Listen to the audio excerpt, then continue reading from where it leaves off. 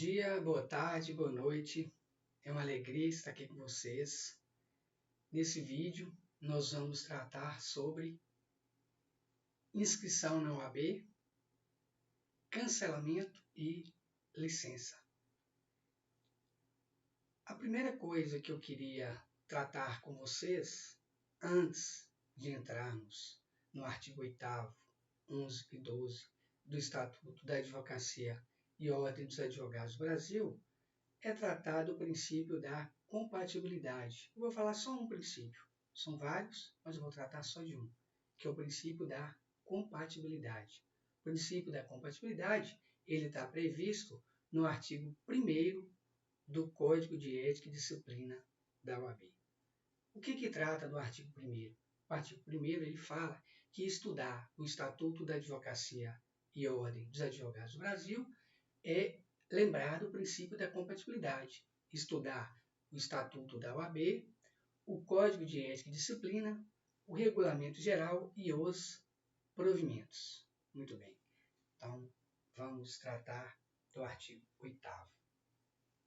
O artigo 8º, ele trata dos requisitos para inscrição na OAB.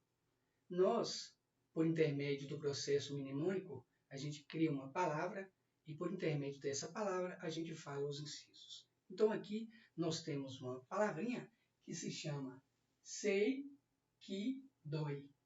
Com essa palavrinha nós vamos tratar dos incisos que trata em relação à inscrição na OAB, requisitos para inscrição na OAB. E nós temos os incisos 1, 3, 5 e 7, que é a primeira parte, sei que, e dói, são incisos pares. Segundo, quarto e sexto inciso. Então vamos lá. Primeiro inciso, sei, de sei. Capacidade civil. Terceiro inciso, inciso 3, terceiro, é cumprir com as obrigações militares e eleitorais. Inciso 5º, que é o I, sei e, inciso 5º, não exercer atividade incompatível ao exercício da atividade da advocacia. Perfeito. E o inciso 7º, que é o C, de sei, é prestar o compromisso perante o Conselho.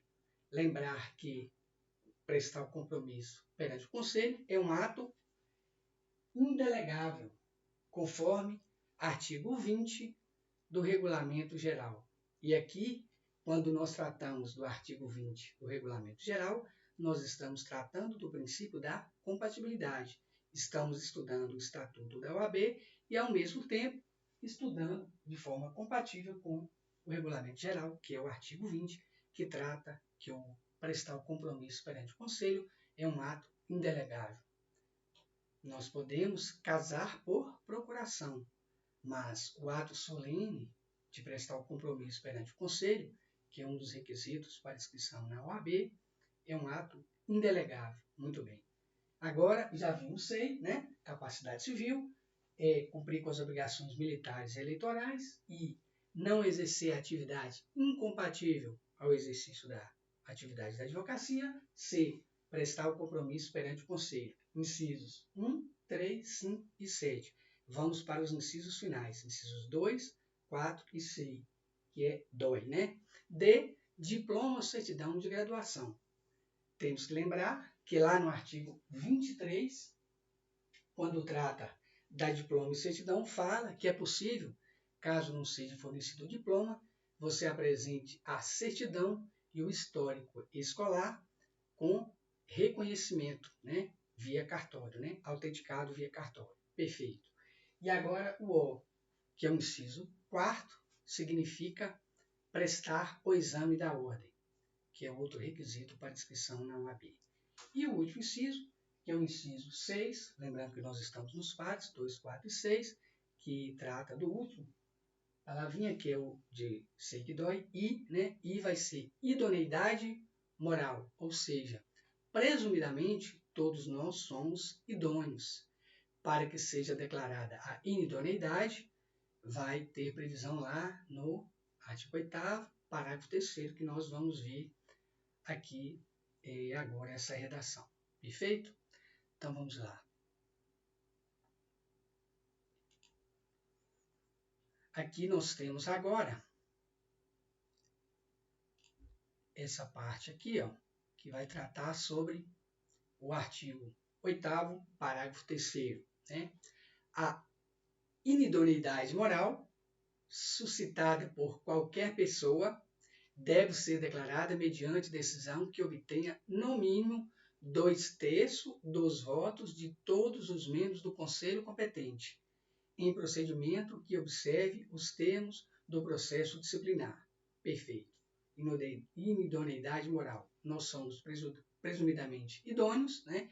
E para que seja declarada a inidoneidade, tem que ter a votação, no mínimo, de 2/3 dos membros do Conselho competente. Perfeito. E no parágrafo 4º vai tratar: não atende aos requisitos de idoneidade moral aquele que tiver sido condenado por crime infamante, salvo reabilitação judicial. Aqui, uma observação. O que seria um crime infamante? Vou dar 2 exemplos, né? O artigo 171 do Código Penal, que trata do estelionato, ou então o artigo 299, que trata da falsidade ideológica. Perfeito. Agora vejamos essa outra parte aqui, que vai tratar no artigo 41. O artigo 41, só um segundo.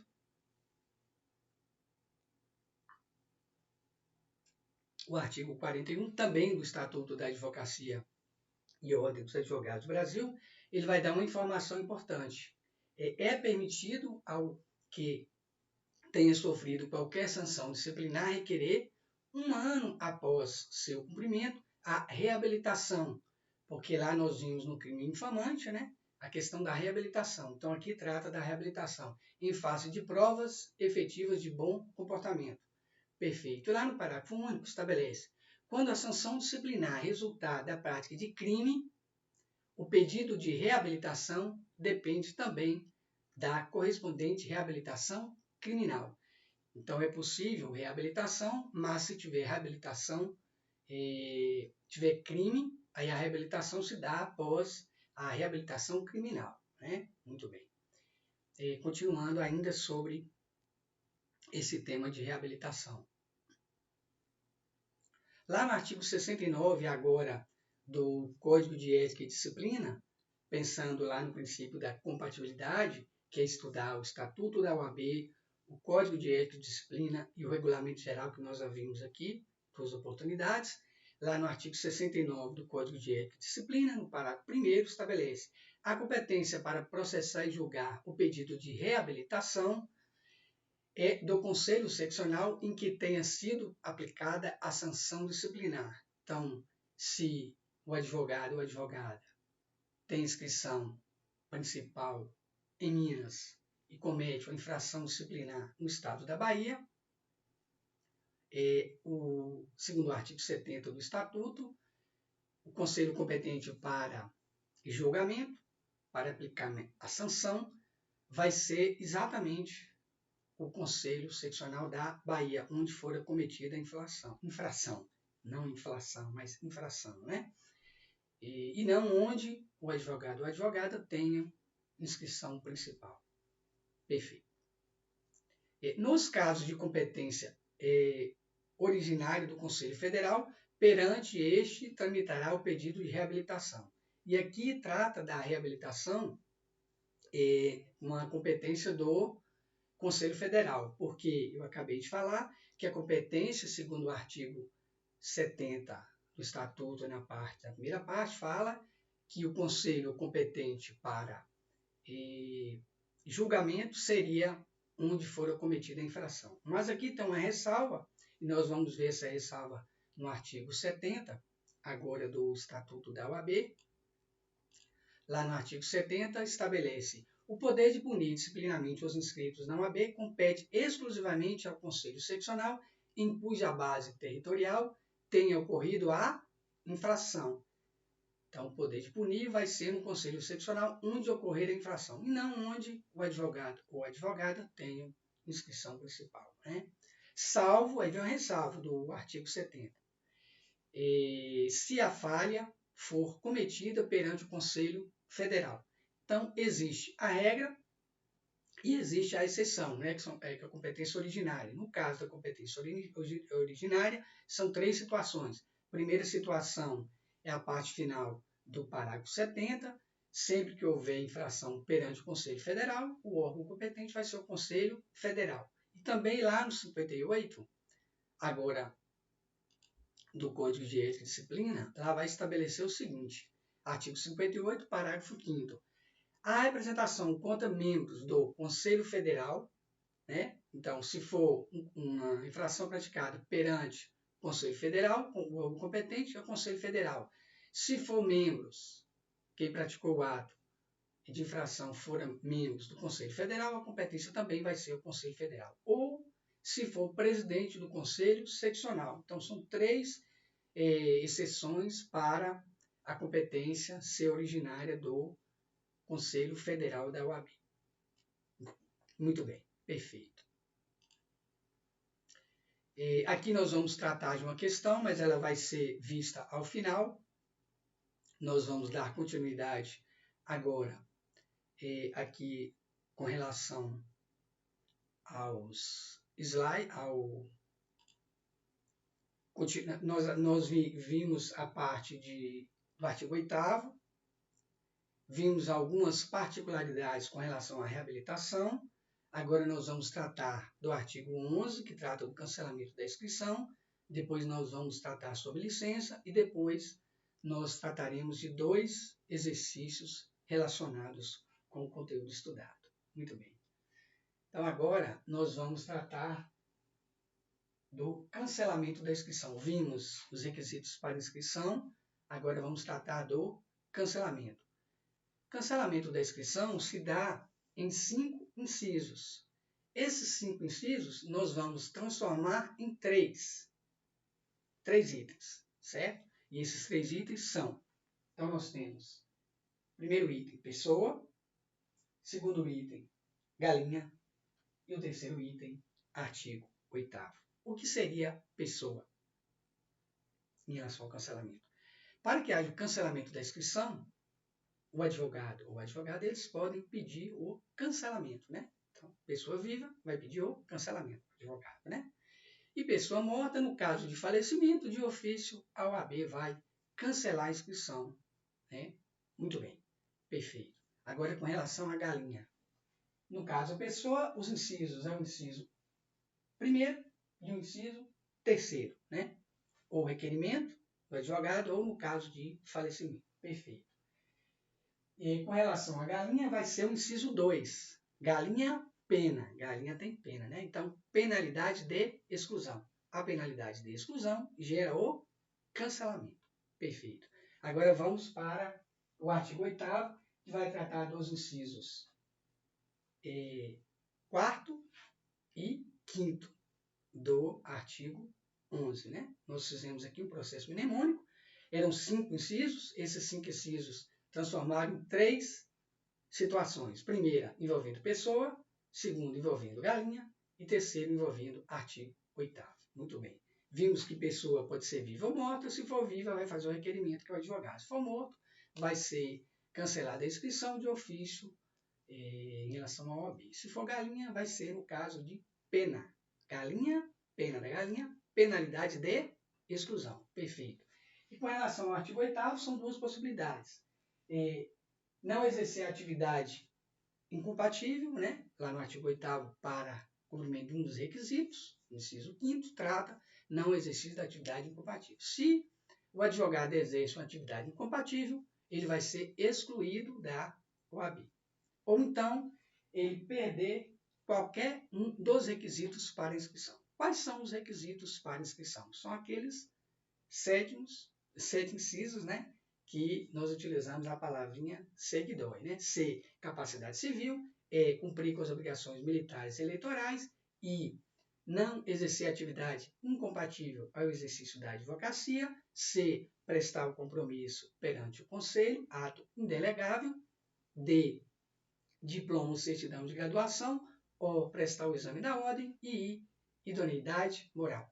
Aí vocês poderiam fazer o seguinte questionamento. Professor, lá no terceiro item que você colocou, eram 5, você transformou em 3, né? E no terceiro item que tem a atividade incompatível e perder um dos requisitos para inscrição, está redundante, porque dentro de um dos requisitos para inscrição existe atividade incompatível.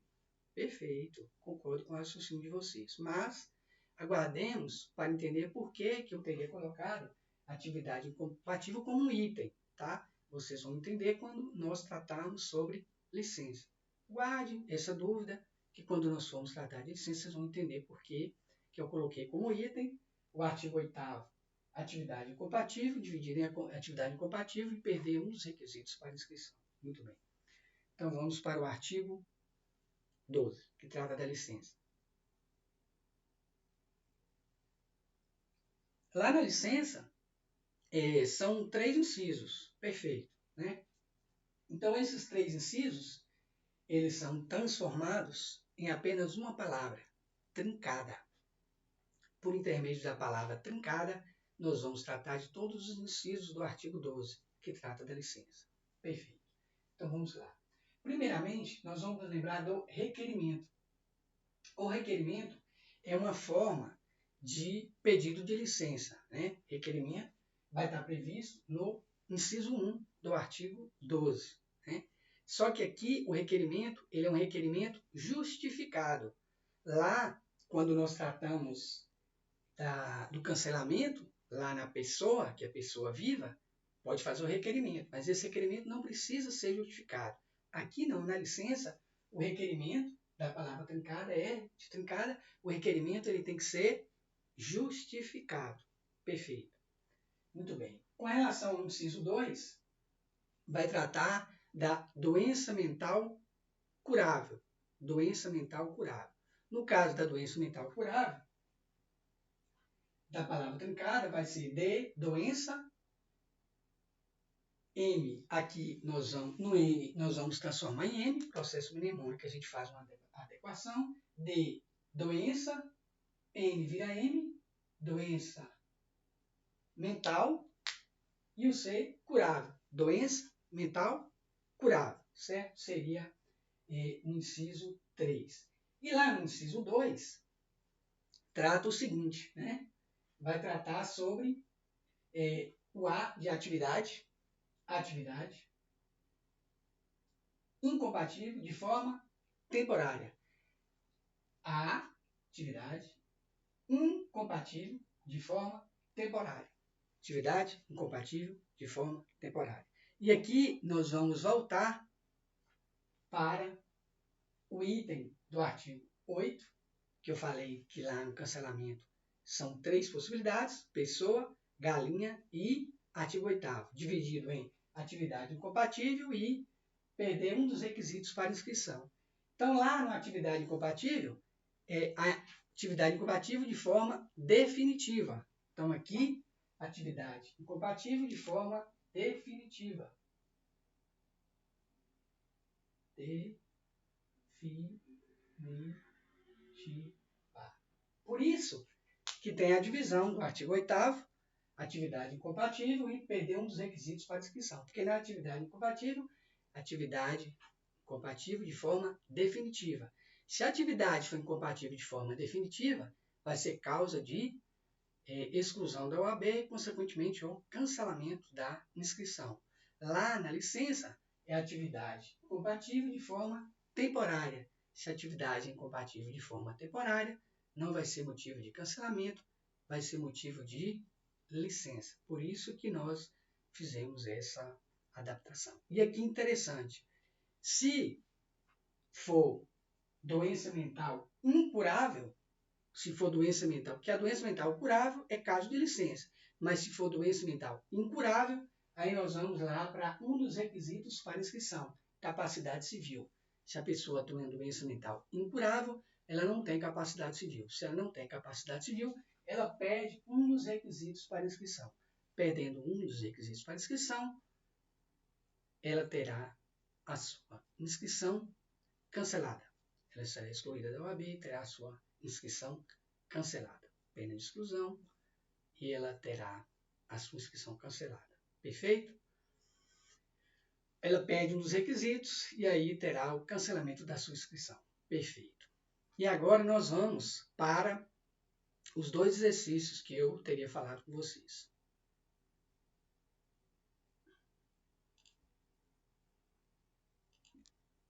E aqui no primeiro exercício, nós temos aqui na primeira possibilidade, nessa questão, o enunciado trata o seguinte. Inclusive, essa questão ela é recente do exame 35. Antônio, brasileiro, formou-se em Direito em uma renomada universidade de certo país da América do Sul. Lá, conheceu e casou-se com uma nacional daquele país, Ana, que também se formou em Direito na mencionada universidade. Já graduados, Ana e Antônio decidiram mudar-se para o Brasil e exercer a advocacia em Minas Gerais, uma vez que se especializaram em determinado ramo do direito, em que há bastante similitude com o direito do país de origem de Ana. Considerando o caso narrado, analise a afirmativa correta. Perfeito. Aqui são as alternativas. Aqui são as alternativas. A letra A é vedado a Ana. Aqui no caso seria interessante vocês pararem o vídeo para vocês lerem todas as alternativas e marcarem a alternativa que vocês entendem como correta. E depois, na sequência, vocês irão identificar qual seria efetivamente a resposta correta. Então, letra A. É vedado a Ana o exercício da atividade da advocacia, salvo a título precário, como consultora em direito internacional, se não cursar novamente a graduação no nosso país. Antônio, em via diversa, poderá inscrever-se como advogado, desde que prove seu título de graduação, obtido na universidade estrangeira, que este seja revalidado e que seja aprovado no exame da ordem, cumpridos os requisitos legais. Aqui, essa alternativa está incorreta, porque, no caso, a alternativa correta vai ser a letra B. Tanto Ana quanto Antônio poderão inscrever-se como advogados, desde que provem seus títulos de graduação obtidos na universidade estrangeira, que estes sejam revalidados, revalidação, o título de graduação no exterior ele tem que ser revalidado no Brasil e também todos eles terão que cumprir os requisitos do artigo 8º, né? Ter capacidade civil, cumprir com as obrigações, no caso militares eleitorais, né? No caso não vai ter, né? No caso porque a votação eles não teriam obrigatoriedade, né? Sei, né? Não exercer atividade incompatível ao exercício da advocacia, prestar o compromisso perante o Conselho, diploma de certidão de graduação aqui revalidados, né? Revalidação é diferente de reconhecimento, por exemplo, um doutorado em outro país tem que ser reconhecido no Brasil, né? No caso de graduação é revalidação. Perfeito. E aí, capacidade civil, cumprir com as obrigações militares e eleitorais, no caso, eles não precisariam. Não exercer atividade incompatível ao exercício da advocacia, prestar o compromisso perante o Conselho, diploma ou certidão de graduação, no caso, é revalidado, e prestar o exame da ordem, né, e idoneidade moral. Perfeito. Na letra E, é vedado a Ana o exercício da advocacia no Brasil, salvo a título precário, como consultora em direito internacional, se não cursar novamente a graduação no nosso país. Antônio poderá inscrever-se como advogado desde que prove seu título de graduação obtido na universidade estrangeira, independentemente de revalidação. Aqui está errado, tem que ter a revalidação e ele também tem que se submeter ao artigo 8º, né, do Estatuto da OAB, com exceção para cumprimento das obrigações militares e eleitorais, né, que não seria o caso. Na letra D, é vedado a Ana e a Antônio o exercício da advocacia no Brasil, salvo a título precário, como consultores no direito estrangeiro, se não cursarem novamente a graduação no nosso país. Então, aqui, a alternativa correta é a letra B de bola. Muito bem. Façamos mais uma atividade, mais um exercício. Né? Esse exercício aqui é do exame 30.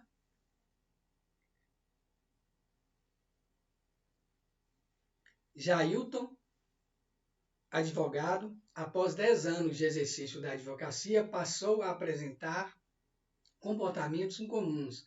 Após a avaliação médica, ele foi diagnosticado com uma doença mental curável. Diagnosticado com doença mental curável, mediante medicação e tratamento bastante demorado. Segundo as disposições do Estatuto da Advocacia e da Ordem dos Advogados do Brasil, o caso do advogado Jailton incide em causa de, letra A, suspensão do exercício profissional? Não. B, impedimento para o exercício profissional? Não. Cancelamento da inscrição profissional? Aqui poderia gerar dúvida, né? Porque fala doença mental curável. Se fosse doença mental incurável, ele não teria como cumprir os requisitos do inciso 1º, né? Capacidade civil. Não teria capacidade civil. Aí, no caso, a OAB dele seria cancelada. Mas a alternativa correta é a letra D de dado. Licença no exercício profissional, né? Doença mental curável, ou seja, lembra lá da palavra trancada? Doença mental curável, né? O N vira M. Doença mental curável. Perfeito. Se for doença mental incurável, seria caso de perda de um dos requisitos para inscrição e a OAB dele seria cancelada. Muito bem. Aqui nós encerramos essa videoaula. Agradeço a atenção de vocês e já os convido para o nosso próximo vídeo, que iremos tratar sobre atividade privativa da advocacia. Muito obrigado.